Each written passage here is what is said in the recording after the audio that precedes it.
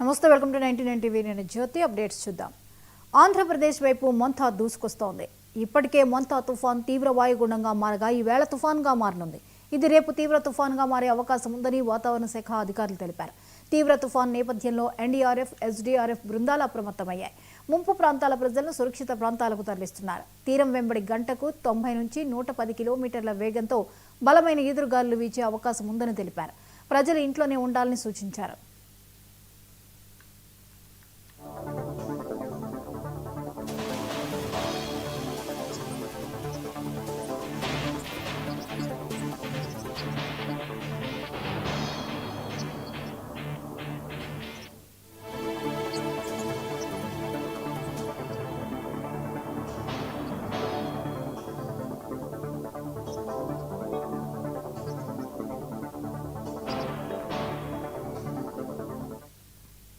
తుఫాను ప్రభావంతో ఈవేళ కాకినాడ, కోనసీమ, పశ్చిమ గోదావరి, కృష్ణా, బాపట్ల, ప్రకాశం, నెల్లూరు జిల్లాల్లో భారీ నుంచి అతి భారీ వర్షాలు కురిసే అవకాశం ఉందని, శ్రీకాకుళం, విజయనగరం, మన్యం, అల్లూరి, విశాఖ, అనకాపల్లి జిల్లాల్లో భారీ వర్షాలు కురుస్తాయని తెలిపారు. వీటితో పాటు తూర్పుగోదావరి, ఏలూరు, ఎన్టీఆర్, గుంటూరు, పల్నాడు, చిత్తూరు, తిరుపతి జిల్లాల్లో సైతం భారీ వర్షాలు కురిసే అవకాశం ఉందని వాతావరణ శాఖ అధికారి వెల్లడించారు.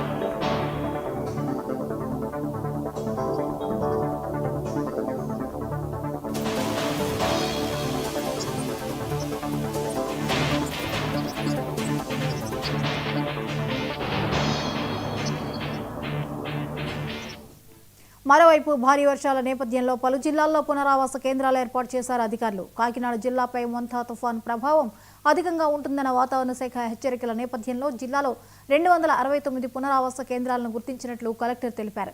కాకినాడ రూరల్ మండలంలో 7 పునరావాస కేంద్రాలు, కాకినాడ అర్బన్ మండలంలో 16, తాళరేవులో 20, కరపలో 1, కాజులూరులో 26, పెదపూడిలో 1, సామర్లకోట మండలంలో 5, పిఠాపురంలో 24, గొల్లపురంలో 14, యు కొత్తపల్లిలో 21, కిర్లంపూడిలో 21, జగ్గంపేటలో 18, రౌతులపూడిలో 14, తొండంగిలో 37, ఏలేశ్వరంలో 6 పునరావాస కేంద్రాలు ఏర్పాటు చేయగా శంఖవరం మండలంలో 19, కోటనందూరులో 16, పెద్దాపురం మండలాల్లో 3 పునరావాస కేంద్రాలు ఏర్పాటు చేశారు.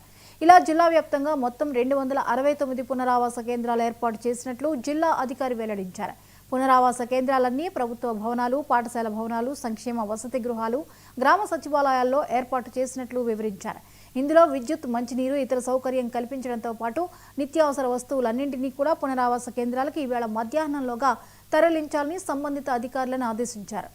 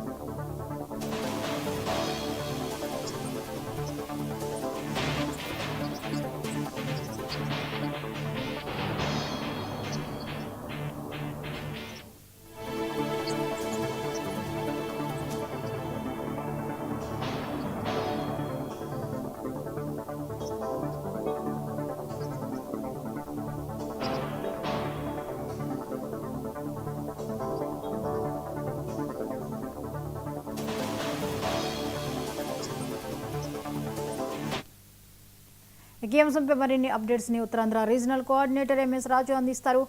రాజు చెప్పండి, మొంతా తుఫాన్ ఎఫెక్ట్ తీవ్రంగా ఉండనున్న నేపథ్యంలో ప్రభుత్వం ఇప్పటికే అప్రమత్తమైనట్లుగా తెలుస్తోంది. వివరాలేంటి? ప్రధానంగా చూసుకునేటప్పటికీ ఏదైతే మోంతా తుఫాను ప్రభావం ఇప్పటి వరకు ఏదైతే తుఫాను హెచ్చరికల కేంద్రం అంచనా వేసిన దాని ప్రకారమే దాని ప్రభావం ఉండబోతుంది అనేది మాత్రం చాలా స్పష్టంగా అర్థమవుతున్న పరిస్థితి అయితే కనిపిస్తుంది. ఇక్కడ ఉత్తరాంధ్ర జిల్లాలపై కూడా మోంతా తుఫాను ప్రభావం చాలా అధికంగానే ఉండబోతుందంటూ కూడా ఇప్పటికే వాతావరణ శాఖ హెచ్చరిక జారీ చేసిన నేపథ్యంలో మొత్తం రాష్ట్ర ప్రభుత్వం అప్రమత్తమైందని మాత్రం మనం చెప్పుకోవచ్చు. మొత్తం పూర్తి స్థాయిలో కూడా ఏవైతే బీచ్ దగ్గర, ఎందుకంటే ఆగ్నేయ బంగాళాఖాతంలో ఈ ఒక తుఫాను ప్రభావం ఉంటుంది కనుక బంగాళాఖాతానికి సంబంధించి బీచ్లన్నీ కూడా పూర్తి స్థాయిలో రుషికొండ కావచ్చు, అదేవిధంగా ఆర్కా బీచ్ కూడా పూర్తిగా మూసివేయడం జరిగింది. ఎవరు సందర్శకులు కానీ లేకపోతే కార్తీక సోమవారం వల్ల ఎవరైతే భక్తులు కానీ సముద్ర స్నానాలకు వెళ్లకూడదు అంటూ కూడా ఇప్పటికే రిస్ట్రిక్షన్ పెట్టిన పరిస్థితి కనిపిస్తుంది. దాంతో పాటు సముద్ర తీర ప్రాంతాల్లో భారీగా పోలీసు భద్రత కూడా ఏర్పాటు చేసిన పరిస్థితి కనిపిస్తుంది.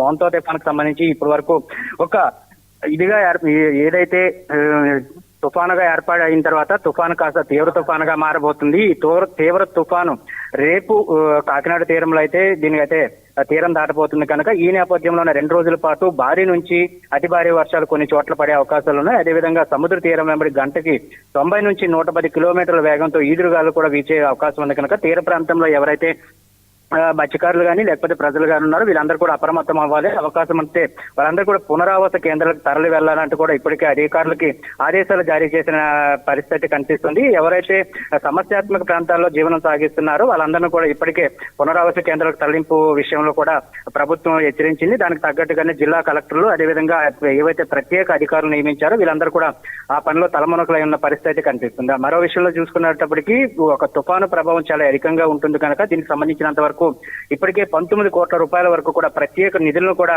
విడుదల చేయడం జరిగింది. అత్యవసర పరిస్థితుల్లో ప్రజలకి ఎటువంటి ఇబ్బందులు కలగకుండా ఉండేందుకు పూర్తి స్థాయిలో కూడా నిత్యావసర సరుకుల విషయంలో కావచ్చు, పాలు నీళ్ల విషయంలో ప్రతి దాంట్లో కూడా చాలా జాగ్రత్తలు తీసుకోవాలి. ప్రజలు ఎటువంటి ఇబ్బందులు పడకుండా ఉండేందుకు కూడా అధికారులందరూ కూడా సమాయత్తం అవ్వాలంటూ కూడా ఇప్పటికే ప్రభుత్వం ఒక ఆదేశాలు జారీ చేసింది. దీనికి అనుగుణంగానే మొత్తం అధికారులందరూ కూడా అప్రమత్తం అయ్యే చెప్పుకోవచ్చు. దాంతో పాటు ఎవరైతే ప్రభుత్వ ఉద్యోగులు ఉన్నారో అది వీళ్ళందరినీ కూడా ఇప్పటికే సెలవులు రద్దు చేయడం జరిగింది. వాళ్ళందరూ కూడా విధులకు హాజరు కావాలి తక్షణం అంటూ కూడా ఆదేశాలు జారీ చేశారు. దాంతో పాటు ఈపీడీసీలకు సంబంధించినంత ఎందుకంటే విద్యుత్ ఒకవేళ కానీ తుఫాను ప్రభావం వల్ల విద్యుత్ స్తంభాలు నేలకొరిగినా అదేవిధంగా విద్యుత్ వైర్లు కానీ ఏమైనా సరే తెగిపడినా సరే వాటిని వెంటనే వాటన్నిటి కూడా రిపేర్ వర్క్ చేయాలి. వాటి విద్యుత్ పునరుద్ధరణ కూడా వెంటనే జరగాలంటూ కూడా ఇప్పటికే చెప్పడం జరిగింది. దీనికి సంబంధించినంత వరకు విద్యుత్ ఉద్యోగులందరూ కూడా అప్రమత్తమైన పరిస్థితి కనిపిస్తుంది. అయితే ప్రతి జిల్లాలో కూడా ఇప్పుడు వరకు చూసుకునేటప్పటికీ 7 ఎన్డీఆర్ఎఫ్ బృందాలను అదేవిధంగా 9 ఎస్డీఆర్ఎఫ్ బృందాలను కూడా ప్రభుత్వం అయితే ప్రతి జిల్లాకి పంపించడం జరిగింది. అవకాశం అనుకుంటే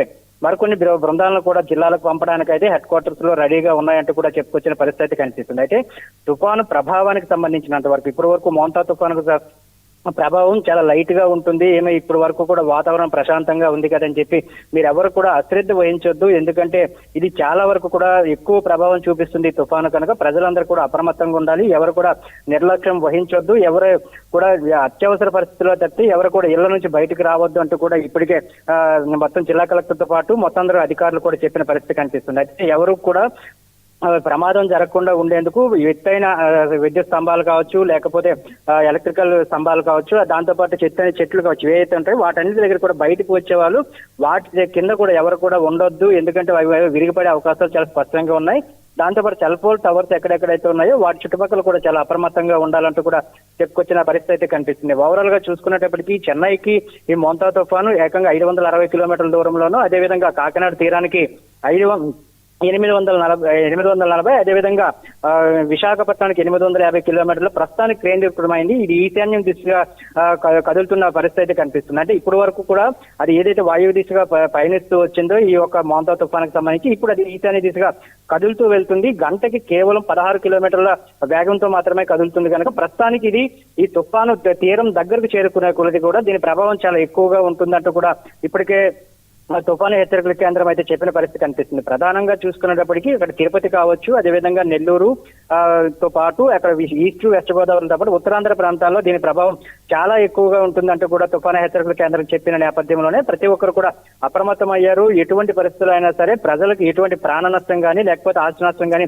కలగకుండా చూసేందుకు కూడా అందరూ కూడా అప్రమత్తంగా ఉండాలని చెప్తున్నారు. ఇప్పటికే చూసుకునేటప్పటికీ సీఎం చంద్రబాబు కూడా అందరు కలెక్టర్ తో కూడా వీడియో కాన్ఫరెన్స్ నిర్వహించడం జరిగింది. దాంతో పాటు హోంమంత్రి అనిత కూడా ప్రతి గంటకి అధికారులతో వీడియో కాన్ఫరెన్స్ నిర్వహించడం జరుగుతుంది. ఎక్కడ ఏం జరుగుతుంది, అసలు ఎక్కడెవరు అప్రమత్తంగా ఉన్నారా లేదా అనేది విషయంలో కూడా ప్రతి క్షణం కూడా కనుక్కుంటున్న పరిస్థితి కనిపిస్తుంది. ఇక్కడ ఏజెన్సీ ప్రాంతాల్లో కూడా చాలా ప్రత్యేకమైన దృష్టి సారించిన పరిస్థితి అయితే కనిపిస్తుంది. ఎందుకంటే వర్షాలు అధికంగా కురుస్తున్నాయి కనుక వాళ్ళకి మంచినీటి సౌకర్యం చాలా తక్కువగా ఉంటుంది. వాళ్ళు కానీ కలుషిత నీరు తాగినట్లయితే మాత్రం వాళ్ళ హెల్త్ అంతా కూడా చాలా వరకు కూడా డిస్టర్బ్ అవుతుంది కనుక అటువంటి పరిస్థితి లేకుండా ముందస్తుగానే వాటర్ ట్యాంకులు కానీ లేకపోతే అక్కడికి మెడికల్ క్యాంపులు కూడా నిర్వహించేందుకు సిద్ధంగా ఉండాలని చెప్తున్నారు. ఏవైతే ప్రధానమైన ఘాట్ రోడ్లు ఉన్నాయో ఇక్కడ విశాఖపట్నం నుంచి అరకెళ్ళే ఘాట్ రోడ్డు కావచ్చు, లేకపోతే విశాఖపట్నం నుంచి పాడేరెళ్ళే ఘాట్ రోడ్డు కావచ్చు, అటు చింతపల్లి నుంచి అరకు ఘాట్ రోడ్డు కావచ్చు, మొత్తం ఏవైతే ఘాట్ రోడ్లు ఉన్నాయో ఘాట్ రోడ్లు అన్నింటిని కూడా ఇప్పటికే తాత్కాలికంగా మూసివేయాలంటూ కూడా ఆయా జిల్లా కలెక్టర్లకు అయితే ఆదేశాలు జారీ చేశారు. అత్యవసర సమయాల్లో అంబులెన్సులు కానీ లేకపోతే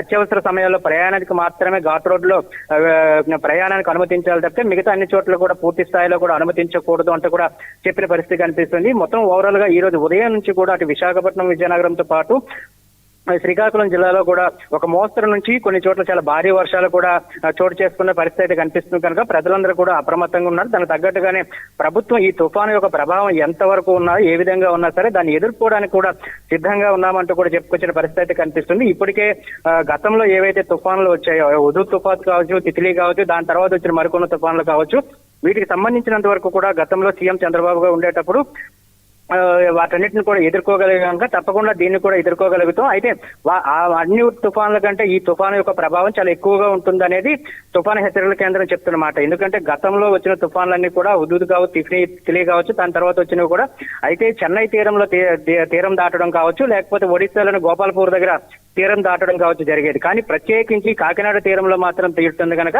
ఇది మొత్తం ఆంధ్రప్రదేశ్ మొత్తానికి కూడా ఒక సెంటర్ పాయింట్ ఆఫ్ గా మనం చెప్పుకోవచ్చు. ఎందుకంటే అక్కడ మచిలీపట్నం పోర్టు కావచ్చు, లేకపోతే కాకినాడ పోర్టు, ఇక్కడికి వచ్చాడు గంగవరం పోర్టుకు సంబంధించి కానీ విశాఖపట్నం పోర్టు మొత్తం మిడిల్ లో ఉంటుంది కనుక ఈ మధ్యలో కానీ బంగాళాఖాతంలో ఈ కనుక తీరం దాటినట్లయితే మాత్రం మొత్తం రాష్ట్ర వ్యాప్తంగా కూడా చాలా వరకు కూడా సముద్ర తీర ప్రాంతం మొత్తం కూడా అల్లకల్లోలంగా మారే పరిస్థితి కనిపిస్తుంది. ఇప్పటికే విశాఖ బీచ్ లోని ఏదైతే ఆర్కే బీచ్ ఉందో దానికి సేఫ్టీ వాల్ ఏదైతే నిర్మాణం జరిగిందో అది కూడా కూలిపోయిన పరిస్థితి అయితే కనిపిస్తుంది అలల ఉధృతి వల్ల. అటువంటి పరిస్థితుల్లోనే అక్కడ మొత్తం అన్ని ఏవైతే సముద్ర స్నానాలకు వెళ్ళేవి ఇది ఉంటాయో అటన్నిటిని కూడా మూసివేయాలంటూ కూడా ఒక నిర్ణయం తీసుకున్న పరిస్థితి అయితే ప్రస్తుతానికి ఉంది. అందువల్ల ఈ మొంతా తుఫానుకు సంబంధించినంత వరకు ఏ విధంగా ఉండబోతుంది, దీన్ని ఎదుర్కోవడానికి ప్రజలు అప్రమత్తంగా ఉండాలి, ప్రభుత్వం కూడా అప్రమత్తంగా ఉండాలని చెప్తున్నారు జ్యోతి.